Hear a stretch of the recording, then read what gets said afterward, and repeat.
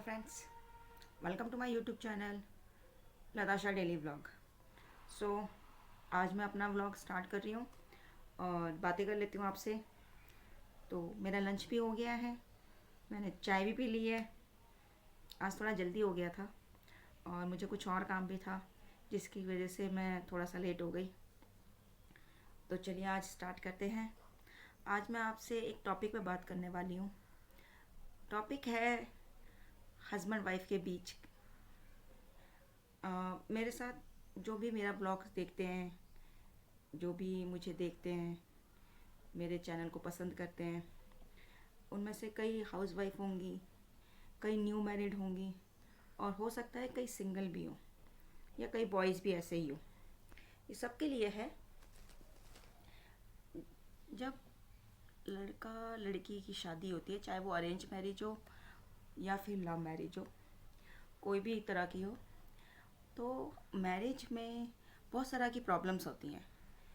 कभी तो उस प्रॉब्लम को समझ के दोनों जने अंडरस्टैंडिंग करके चल सकते हैं आपस साथ में, लेकिन कभी कभार ऐसा होता है कि बहुत ज़्यादा प्रॉब्लम हो जाती है और वो प्रॉब्लम हमेशा दोनों के बीच में ना रहकर किसी थर्ड पर्सन के पास ही पहुंच जाती है। लाइक गर्ल्स के पेरेंट्स उसमें इन्वॉल्व हो जाते हैं या लड़के के पेरेंट्स उसमें इन्वॉल्व हो जाते हैं। तो अगर छोटी सी बात भी होती है लड़का लड़की के बीच की, कपल के बीच की, वो बात इशू बनने में समय नहीं लगता और वो इशू कहाँ तक जाता है, कितना आगे बढ़ता है, ये तो फैमिली पर डिपेंड करता है, क्योंकि फिर उन दोनों में से बात निकल चुकी होती है। तो ऐसा ही एक प्रॉब्लम मेरे घर के पास हुआ है अभी। और यहाँ पे एक लेडी रहती हैं मेरे घर के आसपास। तो उनकी एक बेटी है, उसकी अभी लास्ट थोड़ा टाइम पहले ही उसकी शादी हुई थी, अरेंज मैरिज हुई थी। सब कुछ काफ़ी अच्छा था, तभी शादी हुई, सब कुछ ठीक रहा। शादी के बाद सडनली उस लड़की को पता चला कि जो लड़का है वो काम ही नहीं करता। मतलब उसके पेरेंट्स के पास ही अच्छा पैसा है या उसके पेरेंट्स के पास ही अच्छी इनकम्स के सोर्स है, लेकिन खुद लड़का कुछ नहीं करता।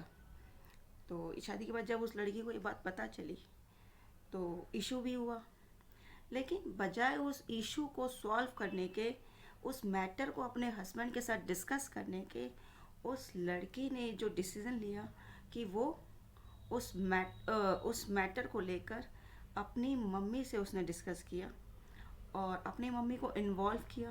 तो ऑब्वियसली सी बात है, अगर आप अपने पेरेंट्स को उसमें इन्वॉल्व करते हैं तो पेरेंट्स तो यही कहेंगे ना कि ठीक है आप आ जाओ, और उसके ज़्यादा क्या कहेंगे। जबकि उसको चाहिए था कि उसके साथ वो डिस्कस करती। ये वो भी पढ़ी लिखी है, ऐसा नहीं है कि वो पढ़ी लिखी नहीं है, वो भी पढ़ी लिखी है। अगर हस्बैंड कुछ नहीं करता, वैसे तो हस्बैंड को करना चाहिए, पर अगर हस्बैंड कुछ नहीं करता है, इन केस कई फैमिली में आजकल ऐसा होता है कि लड़के काम नहीं करते, तो लड़कियों को काम करना चाहिए, लड़कियों को जॉब करनी चाहिए या कोई छोटा मोटा बिजनेस करना चाहिए। ज़रूरी नहीं है कि हर चीज़ में पैसा लगता है।